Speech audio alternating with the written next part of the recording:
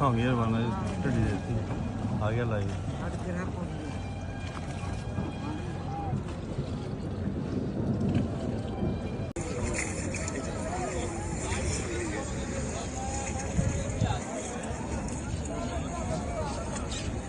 आधा लेंगे, आधा तो लेना, आधा हम लेंगे। वो साइड जाना, मंदिर के सामने किराया।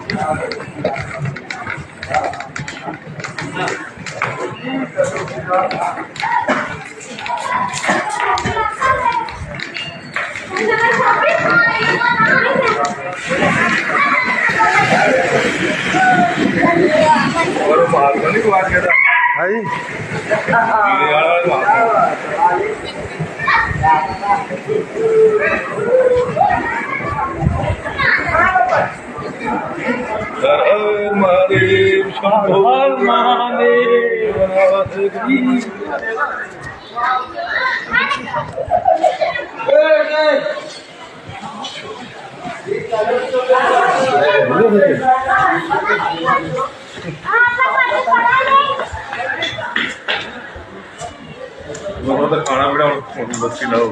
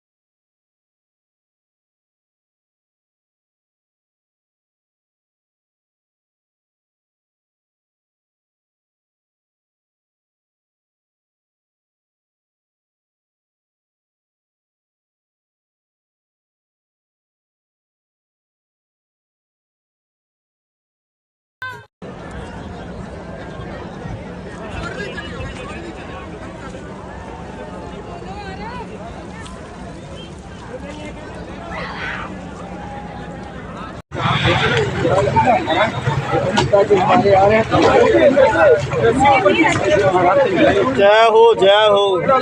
आज माता जी तेरी हल्का जाने राय नमा। बैठा बैठा रहो।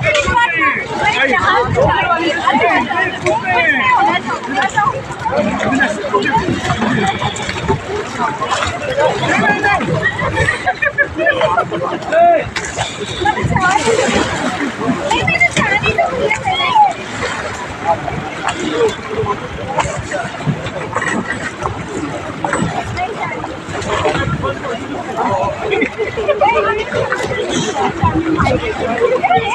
हाँ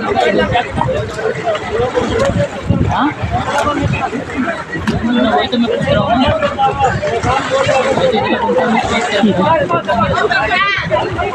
लग गया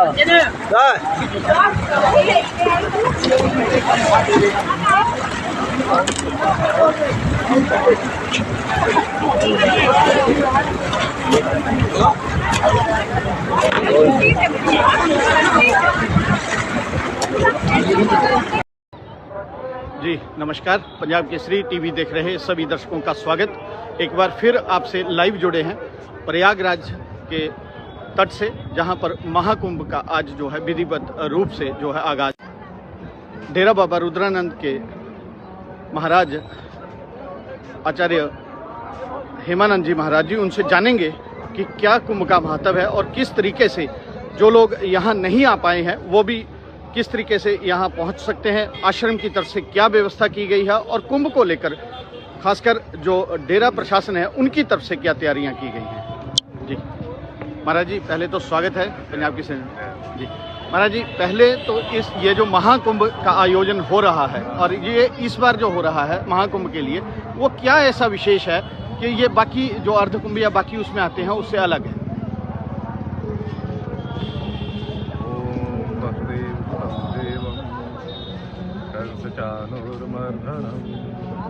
देवकी परमानंदम कृष्ण वंदे जगन्नाथ।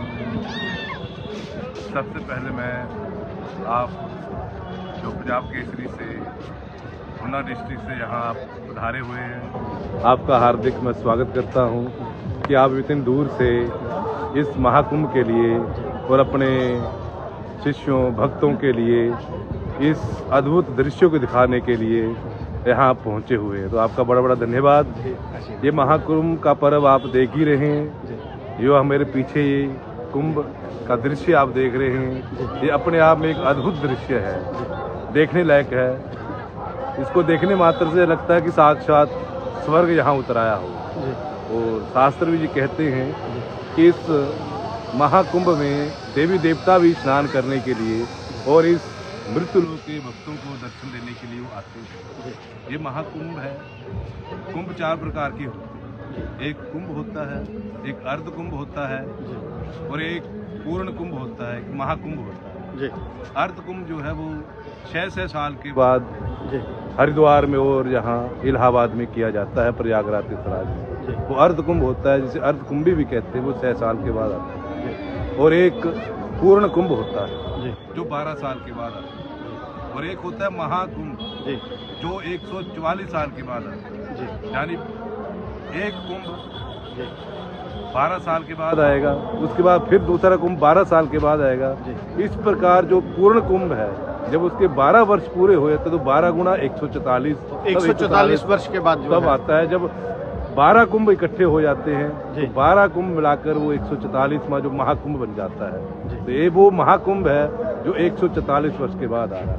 महाराज जी, मेरा सवाल रहेगा कि जो जैसे डेरा प्रशासन अपने स्तर पर ऊना जिला में और बाकी अन्य स्थानों पर जो है भक्तों के लिए विशेष रूप से सुविधाएं रखता है, हरिद्वार की बात करें या मथुरा की बात करें, तो जो लोग इस महाकुंभ में प्रयागराज में आने के इच्छुक होंगे तो डेरा की तरफ से ऐसी कोई व्यवस्था की गई है कि वो लोग यहाँ आ पाएं या उनके रहने खाने की या कोई व्यवस्था की? पूर्ण व्यवस्था है उनकी। ये पूज्य श्री महाराज जी की कृपा, उनका आशीर्वाद है कि जिस प्रकार हरिद्वार में अपना आश्रम है, दिल्ली में अपना आश्रम है, चारों आश्रमों में 24 घंटे दिन रात हमारी लंगर की व्यवस्था है। उसी प्रकार जब जब यहाँ कुंभ होता है, यहाँ प्रयागराज के साथ में महाकुंभ हो रहा है, तो पूज्य श्री महाराज जी के आशीर्वाद से, उनकी कृपा से यहाँ ना कि हिमाचल वालों के लिए, देश विदेश से जितने भी लोग आ रहे हैं उनके लिए 24 घंटे लंगर, नाश्ता, लंच, डिनर की व्यवस्था की गई है। दिन रात वो लंगर खा रहे हैं। और हिमाचल से अपने डेरा से विशेष भक्तों के लिए, अपने शिष्यों के लिए बसों का प्रबंध किया गया है, जो बसों में आकर यहाँ पहुँचते हैं। 3 दिन 5 दिन का उनका ये यात्रा होती है। यहाँ आकर वो महाकुंभ में स्नान करते हैं, डुबकी लगाते हैं, गंगा यमुना सरस्वती की कृपा प्राप्त करते हैं, प्रयागराज की कृपा प्राप्त करते हैं। और उनके रहने के लिए यहाँ सच्चा बाबा आश्रम के एक स्वामी जी हैं जो यहाँ के अध्यक्ष हैं, उन्होंने उनके रहने के लिए पूर्ण व्यवस्था की हुई है।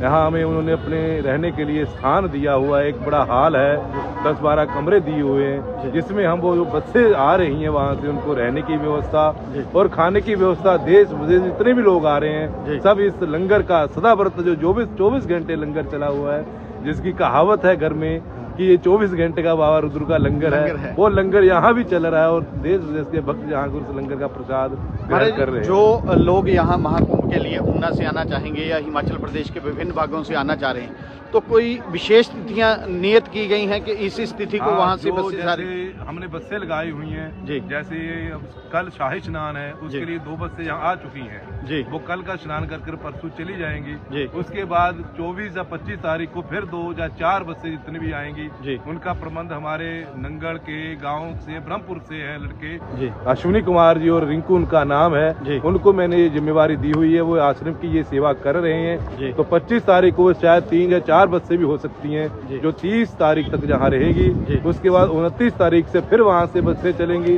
जो 4 फरवरी तक जहाँ रहेंगी। तो उनका सारा प्रबंध अश्विनी कुमार जी और रिंकू कर रहे हैं और सारी ये देख रेख कर रहे हैं। वहाँ से बसों को हरी झंडी हमारे ट्रस्ट के सेक्रेटरी प्रवीण शर्मा जी हैं, वो देते हैं। वहाँ से व्यवस्थित करके उनको यहाँ भेज रहे हैं। आश्रम से क्वांटलों के हिसाब से यहाँ राशन आया हुआ है, बिस्तर आया हुआ है, सब व्यवस्था यहाँ हमने कर रखी है। कोई ट्रेन में भी आ रहा है, अपनी कारों में भी आ रहे हैं, कोई किस तरह से भी कोई आए हमारे पास पहुँच जाए, उनके लिए खाने की व्यवस्था, रहने की व्यवस्था पूर्ण रूप से यहाँ की जा रही है। महाराज जी, महाकुंभ में ऐसा क्या किया जाए कि उसका पुण्य जो है पूरा फलादेश मिल पाए? महाकुंभ में तो यहाँ आदमी आ जाए जी, प्रयागराज में पहुंच जाए जी। यहाँ पहुंचना ही उनके लिए बड़े सौभाग्य की बात है कि यहाँ पहुंच जाए, आकर यहाँ स्नान कर ले, दान पुण्य कर ले। पंचदेव हमारे हिंदू सनातन में पंचदेवों की पूजा की ही है, गणेश जी की, सूर्य नारायण जी की, भगवती दुर्गा की, शंकर जी की और विष्णु की आराधना। यहाँ आकर इनकी आराधना हो जाए और यहाँ बेणी चक्र माधव का मुख्य यहाँ स्थान है। चक्र माधव जी बेणी जी का ये स्थान है। उस बेणी माधव चक्र माधव जी की पूजा हो जाए, यहाँ आकर मंदिरों का दर्शन हो जाए, यहाँ आकर गंगा स्नान तीर्थराज का स्नान हो जाए, यहाँ आकर दान पुण्य हो जाए, तो मान लो कि हमारा मोक्ष निश्चित है। शास्त्र कहते हैं इस बात को कि इस महाकुंभ में देवी देवता भी स्वर्ग से आकर यहाँ स्नान करते हैं और अपने भक्तों को यहाँ आकर वो दर्शन देते हैं। मेरा एक आखिरी सवाल कि जो लोग महाकुंभ में नहीं पहुँच पाएंगे किसी भी दशा में, कोई किसी की मजबूरी हो सकती है या कोई ऐसे साधन नहीं बन पाते हैं, हाँ, वो तो वो क्या जी उसके लिए उनको अपने आप को कोई गिलानी नहीं करनी चाहिए। कोई नहीं यहाँ कुंभ स्नान करने आ पा रहा है, उसकी अपनी मजबूरी है, तो हरिद्वार में स्नान कर सकता है। हरिद्वार में नहीं जा पाए तो अपने गाँव में कोई नदी हो वहाँ स्नान कर सकता है। नदी भी ना हो तो कुएं में स्नान कर सकता है। कुएं में भी स्नान कर तो हम सब सनातनी है, हम हिंदू धर्म को मानने वाले हैं। हमारे घर घर में गंगा जल का स्थान बना हुआ, गंगा जल पहुंचा हुआ है, तो अपने घर में वो जिस जल से वो स्नान करे उस जल में गंगा जल को डाले तो उसका महाकुंभ स्नान माना जाएगा।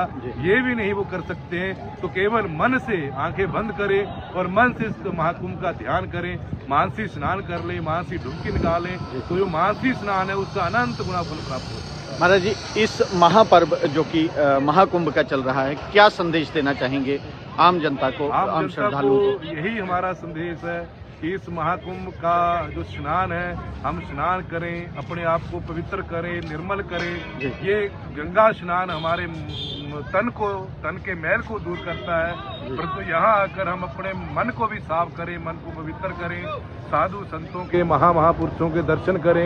यहाँ तो ऐसे ऐसे भी संत आए हुए हैं जो 12 साल बाद कुंभ में बाहर आते हैं, 12 साल कुंभ के बाद न जाने वो कहाँ फिर चले जाते हैं। ऐसे दिव्य दिव्य दर्शन यहाँ हमें उनके प्राप्त हो रहे हैं। उनका दर्शन प्राप्त कर हम अपने आने वाले जीवन में, ये जीवन तो हमारा जैसा कैसा बीत गया पिछला जीवन, पर कुंभ में कुंभ का स्नान कर हम अपने आप को इतना पवित्र कर लें, इतना निर्मल कर लें, हमारे मन से काम, क्रोध, लोभ, ईर्ष्या, द्वेष सब जब बाहर निकल जाएं। इस कुंभ का सबसे बड़ा लाभ यही है कि हमारे जो अगला जीवन हो वो परमात्मा के लिए समर्पित हो जाए। जी धन्यवाद जी। तो ये हमारे साथ जुड़े थे डेरा बाबा रुद्रानंद जी से हेमानंद जी महाराज, जिन्होंने बताया कि जो ये महाकुंभ है उसमें क्या करना है, किस तरह से उसका लाभ जो है हमको मिल सकता है और किस तरह से इसका कितना पुण्य फल लोगों के लिए ये जो योग नक्षत्र है 144 सालों के बाद पूर्ण जो कुंभ है वो आता है। बने रहिए पंजाब केसरी टीवी के लिए। अनिल ठाकुर, प्रयागराज।